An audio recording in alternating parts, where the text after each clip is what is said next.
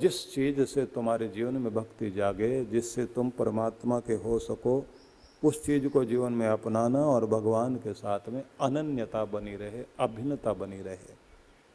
तो क्या करना पड़ेगा इसके लिए? तो एक तो आपको स्थान चुनने की कोशिश करनी चाहिए जहाँ बैठकर आप अपनी साधना कर सकें। गीता में इसको भगवान ने एकांत में इच्छा रहित होकर बैठना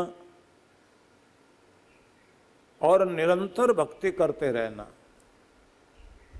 इसका निर्देश दिया। योगी युंजीत सततम आत्मानम। योगी को चाहिए, भक्त को चाहिए, लगातार भगवान से अपने आप को जोड़े रखे, रहस्य स्थिति, एकांत का सेवन करें। अब एकांत का मतलब है एकांत स्थान में बैठे, अकेला हो जाए, विचार रहित हो जाए, तन से अकेला, मन से अकेला, विचारों में इतनी शांति ले आए, अब कोई दृश्य नहीं। यहां आदि शंकराचार्य ने एक बड़े अद्भुत बात कही है, विषय न बदल जाए, सार उनका भी बता देता हूं आपको। उन्होंने कहा कि हो सकता है कि तुम्हारा ध्यान करते करते ध्यान कहीं संसार में जाए। अगर संसार में भी ध्यान चला गया है तो तुम अपने ध्यान को मनसा परिक्रमा करते हुए मानस रूप से ही, मानसिक रूप से ही मानस पूजा करना शुरू कर दो। मानस पूजा जो है तुम्हारी वो बड़ी अद्भुत रहेगी। तुम अपने मन से भगवान के द्वार तक जाओ, तीर्थ जाओ,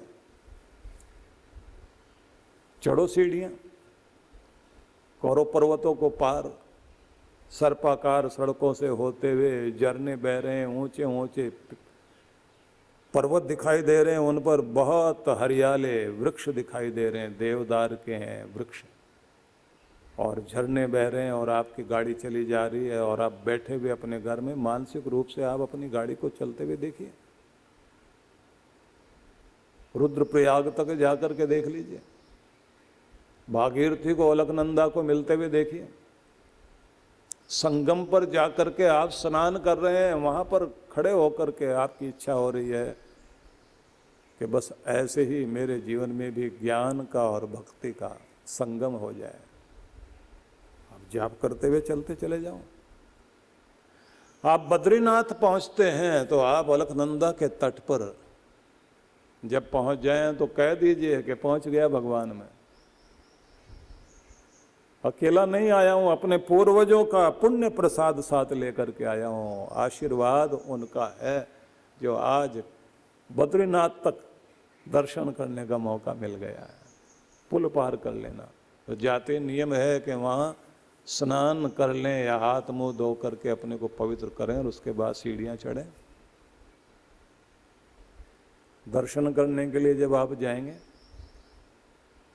तो आप मानसिक रूप से उसी तरह से जाइए कि जैसे आप घुटनों के बल बैठ करके पहली सीढ़ी पर ही आपने मत्था टेका और ये कहा, न जाने कितने पुण्यवान लोगों ने यहाँ चरण रखे हैं और उन सब के चरणों की धूल से आज मुझे भी अपने को पवित्र करने का अवसर मिला है। और जैसे ही आप चढ़ते चढ़ते ऊपर चले जाएं तो जाकर के बैठ करके घुटनों के बल बैठ करके प्रणाम करना। हो सकता है कि साक्षात आप वहाँ पहुँचें तो इतना मौका नहीं मिले कि आप इस तरह से प्रणाम कर सकें, क्योंकि यात्री बहुत सारे होते हैं, इतना तो समय मिलता ही नहीं। लेकिन मानसिक रूप से तो आप ऐसा ही महसूस करें आप ही और कोई है ही नहीं। और जब आप जाएं तो आपको महसूस होना चाहिए कि भगवान की करुणा बरस रही है आपके ऊपर। भगवान का स्वरूप तो है ही, करुणा का अवतार ही तो है उनका रूप। तो आप उनके स्वरूप को, नारायण भगवान के स्वरूप को आप वहाँ दर्शन कीजिए और दर्शन करते हुए उस समय आप आरती बंदन करने के लिए तत्पर हो जाओ। अब भक्त की उड़ान जानी चाहिए जो आद्य शंकराचार्य ने, आदि शंकर हैं वे, उन्होंने जो कुछ कहा है कि जो तुम खुद की पूजा पाठ करते हो उससे 10 गुना लाभ आपको मानसिक पूजा से मिलता है, क्योंकि मानसिक पूजा में आपका मन पूरा पूरा भगवान में पूजा में होता है, और जब आप शारीरिक रूप से कुछ कर रहे होते हो उसमें मन पूरा भगवान में जाए ना जाए इसकी गारंटी नहीं होती। आप कर्म कर रहे होते हैं। फूल जब कहा पंडित ने कि फूल चढ़ाओ, फूल चढ़ा दिए, जब कहा तिलक लगाओ, तिलक लगा दिया, जब कहा अक्षत चढ़ाओ तो अक्षत चढ़ा दिया। हालांकि बड़ी विचित्र बात है,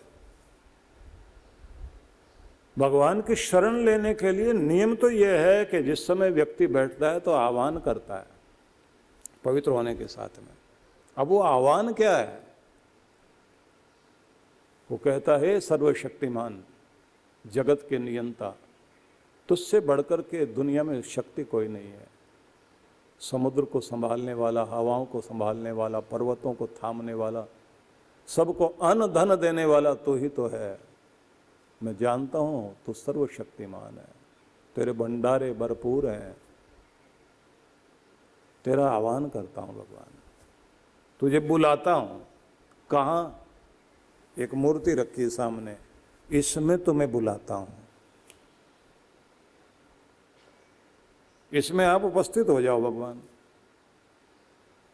अब भगवान कहें क्या मजाक करते हो तुम? इतनी बड़ी शक्ति को, इतने बड़े सूरज को जैसे कोई कहे कि तुम आओ कटोरी में। सूरदास ने लिखा है ना कि उन्होंने भजन गाए जिसमें वो कहते हैं कि कृष्ण जो है छोटे हैं, खिलौनों से खेलना चाहते हैं, और आज वो ये कह रहे हैं कि मैंने तो चांद का ही खिलौना बनाना है, मुझे चांद का खिलौना दो माँ। और माँ के पास ही वो तरीका होता है कि जो बच्चे को समझा सके, नहीं तो बड़े से बड़े को नहीं समझ आता। अब चंद्रमा इतना बड़ा है और बाल रूप में कृष्ण है, वो कहते हैं मैं तो इससे खेलूंगा, और मुझे हाथ में दो ला करके। अब रोए मचले तो क्या करे? माँ जो है थाली लेकर आई, उसमें पानी डाला, और पानी डालने के बाद में कहा अपने कन्हैया से कि देखो इसमें चांद आ गया। अब उसमें चांद दिखाई दे रहा है, तो कहते दिखाई दे रहा है ना, हाँ अब पकड़ो इसको और खेलो। अब वो हाथ लगाएं तो वो चांद भाग जाए। अब एक चांद के प्रतिबिंब को पकड़ना मुश्किल है, और हम कह रहे हैं भगवान तो सर्वशक्तिमान है, तू आ इसमें मूर्ति में। अब भगवान कहें क्या मजाक है? वो भी ऐसे नहीं बोलते, लेकिन भक्त क्या बोलता है? तो सर्वशक्तिमान है और असीम है, तुझे सीमाओं में बांधा नहीं जा सकता, है तो निराकार। तो मैं तुम्हें आह्वान करता हूं, मैं लिमिट में जीने वाला, सीमा में जीने वाला इंसान हूं। तुझ इस असीम से मैं कैसे जुड़ूं? इसलिए हे असीम तू आ, और इस स्वरूप में, इस मूर्त रूप में तू अपनी शक्ति को स्थापित कर। मैं तुझे कहां कहां, किस किस रूप में कहां पकड़ने जाऊं? मेरी पूजा को तू यहां स्वीकार कर। इसलिए कहते हैं सर्वशक्तिमान है भगवान, लेकिन मनुष्य जो है सर्वशक्तिमान नहीं है, वो अल्पज्ञ है। सर्वज्ञ भगवान, मनुष्य अल्पज्ञ है।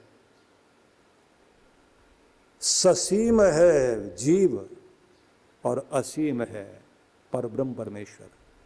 तो इसलिए वो आह्वान करता है कि आप यहाँ आइए, इसमें अपनी प्रतीति कराइए और मेरी पूजा को स्वीकार कीजिए, मैं जो कुछ चढ़ाऊँ उसे स्वीकार कीजिए। अब उस मूर्ति के आगे आपने फूल रखे, फल रखे, तो अब वो मूर्ति मूर्ति नहीं है, उस सर्वशक्तिमान को आप उसमें महसूस कर रहे हैं। लेकिन अब यहाँ नारद जी पहुँच जाते हैं, वो क्या कहते हैं? वहाँ महसूस करते अपने भगवान के दर्शन करते हुए अपने प्रेम को वहाँ तक पहुँचा दो कि वो विष्णु लोक तक पहुँच सके, नारायण लोक तक पहुँच सके, तुम्हारा देवलोक तक, ब्रह्मांड तक तुम्हारी ऊर्जाएं प्रेम की जाने लग जाए। इसलिए तुम्हारी पूजा यहाँ एक छोटा सा कर्म होता हुआ दिखाई दे रहा है, लेकिन असली कर्म तो तुम्हारे अंदर से होगा जब तुम भाव में आकर के भगवान को अपना प्रेम प्रकट करोगे। इसलिए श्री कृष्ण क्या कहते हैं, योगी युंजीत सततम आत्मानम रहस्य स्थित, एकांत में आकर के बैठना और अकेले हो जाना, निराशी इच्छा रहित हो जाना। एकाकी अकेले होकर बैठना, रहस्य एकांत में बैठना, निराशी इच्छा रहित होकर बैठना। साथ में कहते हैं अपरिग्रह, संसार की जोड़ तोड़ के भाव से भी अलग हट जाना। कुछ लेना देना नहीं है, भगवान से भी कुछ पाना नहीं है, बस उसके हो जाओ, उससे जुड़ जाओ, अपना प्रेम उसे प्रकट करो। जाप करते हुए, ध्यान करते हुए, पूजा पाठ करते हुए परमात्मा से जुड़ जाएं। अन्याश्रयाणाम त्यागो अनन्यता, अगला सूत्र दिया उन्होंने, 10वां सूत्र, अनन्यता, जिसको शरणागति कहा गया। इसे कहा गया अन्य आश्रयाणाम त्यागो अनन्यता। सब आश्रय छोड़ देने का नाम ही अनन्यता है। बस सारी दुनिया को छोड़कर अब तेरा सहारा लिया है। इसे सूरदास ने एक अलग अंदाज में कहा कि मैं वो हूं जो जहाज पर बैठा हुआ पंछी है और चारों तरफ है विशाल समुद्र। अब पानी के बीच में जहाज और जहाज में बैठा हुआ पंछी, बड़ा सारा जहाज, लेकिन समुद्र कितना बड़ा, मीलों तक नहीं, हजारों किलोमीटर लंबा चौड़ा विशाल समुद्र है। और पंछी चाहता है कि वो जमीन की तरफ जाए, तो बेचारा उड़ नहीं सकता, तो थकता है और वापस आकर के वहीं बैठता है उसी जहाज पर कि मैं कहीं भी दौड़ लूं, दुनिया में कहीं सहारा कुछ भी नहीं है, सहारा केवल तू ही है। क्या मैं तो वो जहाज पर बैठा हुआ पंछी हूं, क्योंकि और कहीं न खाना मिलेगा न सुरक्षा मिलेगी। जहां को सहारा मिलेगा तो भगवान बस तुझ में ही मिलेगा। जिसने परमात्मा को इतना कुछ आश्रय मान लिया हो का बस उसको प्राप्ति हो। इसलिए मैं ये निवेदन करना चाहता हूं कि परमात्मा के प्रति अनन्य भाव लेकर और शरणागत हो जाने से और अपना प्रेम प्रकट करते हुए जो भी आप पूजा करते हो, आप 5 मिनट करते हो, 10 मिनट करते हो या 2 घंटा करते हो, बस ये ध्यान रख लेना कि वो प्रेम होना चाहिए। भक्ति मतलब प्रेम, वो प्रेम होना चाहिए जो आप भगवान के प्रति प्रकट करना चाहते हैं। जिस भक्ति में, जिस पूजा में प्रेम जुड़ जाता है उसमें पंख लग जाते हैं, वो भगवान तक पहुंचते हैं। इसलिए आज का दिन मातृ दिवस के रूप में भी मनाया जा रहा है। और जरा सोच करके देखिए, भगवान किसी भी युवती में और किसी युवक में वो एक क्रांति घटित कराता है। जिस समय एक युवती मां बनती है, पुत्र का जन्म हुआ, उसी के साथ में मां का जन्म भी हो गया, पिता का जन्म हुआ, तीनों का एक साथ ही होता है। उससे पहले युवक जो है वो पिता नहीं था, वो पति तो था, पिता नहीं था। महिला जो है वो युवती पत्नी तो थी, मां नहीं थी। बच्चे के उत्पन्न होते ही स्थिति बदल जाती है। क्या ममता जागती है अपने अंदर। लिखा है लेखकों ने अपने ढंग से। एक अमेरिकन लेखक है जिसने लिखा कि कबीलों की लड़ाई में एक कबीले का सरदार मर गया और उसका एक बेटा था। उसको दूसरे कबीले वालों ने उठा करके चले गए बच्चे को, और ये पहाड़ के उस पार वो कबीला रहता है जो बच्चे को लेके गया। अब इधर वाले जो है सब मिल करके योजना बनाते हैं कैसे बच्चे को छुड़ाया जाए, और वो योजना बनाते हुए कहते हैं कि अभी लगेंगे 3 दिन कम से कम योजना बना करके तब, और कल सवेरे से हम चढ़ाई करेंगे। सवेरे जैसे वो तैयारी करते हैं और पहाड़ की तरफ चढ़ना शुरू करते हैं, वो देखते हैं पहाड़ से एक महिला उतरती हुई आ रही है, उसकी पीठ में बच्चा बंधा हुआ है, हाथ में तलवार है, खून के छींटे लगे हुए शरीर पर। सबने ध्यान से देखा कौन है।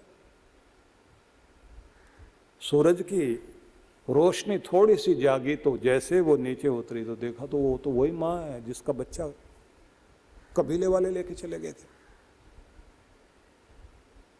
अब वो सोचते हैं ये रात में सोई नहीं है, आधी रात में उठ के पहाड़ पार किया इसने, और जिस समय 3-4 बजे वो गहरी नींद में सोए हुए थे वहां से बच्चे को लेकर के और पहरेदारों पर तलवार चला करके और पीठ पर अपने बच्चे को बांधकर लेकर आई। अब वो सब कहते हैं तू कर पाई, हम नहीं कर पाए। बोले तुम्हारा बच्चा नहीं था और तुम मां नहीं हो। जिसका बच्चा होता है, जो मां होती है, उसके कलेजे में क्या दर्द होता है वो तुम नहीं समझ सकते। तुम योद्धा हो, तलवारों को लेकर के लड़ते झगड़ते हो। सबसे बड़ी हिम्मत मां की ममता होती है, वो लेकर आई, उसने पहाड़ पर चढ़ा दिया मुझे। तू तो रो रही थी बैठी हुई, कैसे चढ़ी? बोले चढ़ गई, ममता ले गई वहां तक। इसलिए पूरी दुनिया में उदाहरण दिए जाते हैं और अद्भुत उदाहरण दिए जाते हैं कि मां तेरी उपमा किस तरह से दी जाए। अगर कहूं कि सूरज है तो सूरज का के जागने से हजारों रास्ते दिखाई देते हैं। तू भी मुझे रास्ता दिखाती रही है मां। तुझे मैं सूरज कह सकता हूं, लेकिन कहूं तो कैसे कि सूरज का प्रकाश फिर भी कहीं ना कहीं जलाता है। उसकी धूप सर्दियों में अच्छी लगती है, गर्मियों में तो बुरी लगती है। लेकिन माँ, मैंने तो तेरी छाया, तेरे प्रकाश में हमेशा प्यार ही प्यार देखा, जलन तो देखी नहीं। और अगर मैं कह दूं कि तू धरती है जो बसाती है दुनिया को, पर धरती की भी कहीं ना कहीं सीमा, तेरी तो ममता और तेरे प्यार की तो सीमा ही नहीं है। और अगर मैं कहूं कि तो तेरे अंदर तेरी ममता और तेरा प्यार समुद्र जैसा गहरा है, जिसकी था पाना मुश्किल है, तो समुद्र का जल कहीं ना कहीं खारा होता है। उसमें स्नान करने के बाद भी आदमी को शुद्ध पानी से नहाना पड़ता है, नहीं तो खारिश हो जाएगी। तेरा अमृत में दूध मैंने पिया है।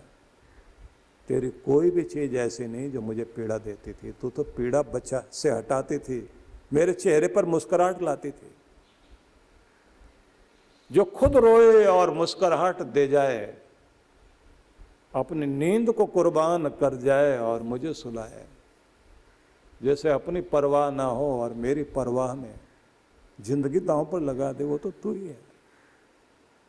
इसलिए मातृ दिवस अगर आज है तो जरा सोच करके देखिए कि भगवान किसी के अंदर, किसी माँ के अंदर जब मातृत्व जगाता है तो क्या रूप बना देता है। कहा कि अगर मैं कहूँ कि माँ तेरी छाया शीतलता देने वाली है चांद की तरह, तो चांद में दाग दिखाई देता है, पर तेरे प्यार में और तेरी ममता में मैंने कहीं दाग नहीं देखा। बस यही कह सकता हूं कि सारी उपमा उपमा है। उप शब्द लग जाता है तो छोटा हो जाता है। माँ जैसी तो दुनिया में माँ ही होती है, या फिर वो जो एक गाना गाया जाता है ना कि उसको नहीं देखा कभी हमने, पर इसकी ज़रूरत क्या होगी? ऐ माँ, तेरी सूरत भगवान की सूरत से जुदा क्या होगी? वास्तविकता तो यही है।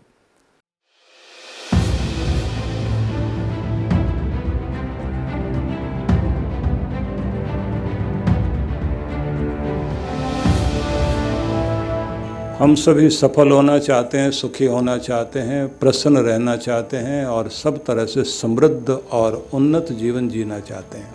हमें पता भी नहीं लगता कि कैसे हमारे हाथों से इतने सारे दिन निकलते चले गए, इतना सारा समय निकलता चला गया और आयु के उस मोड़ पर हम आकर के खड़े हो गए।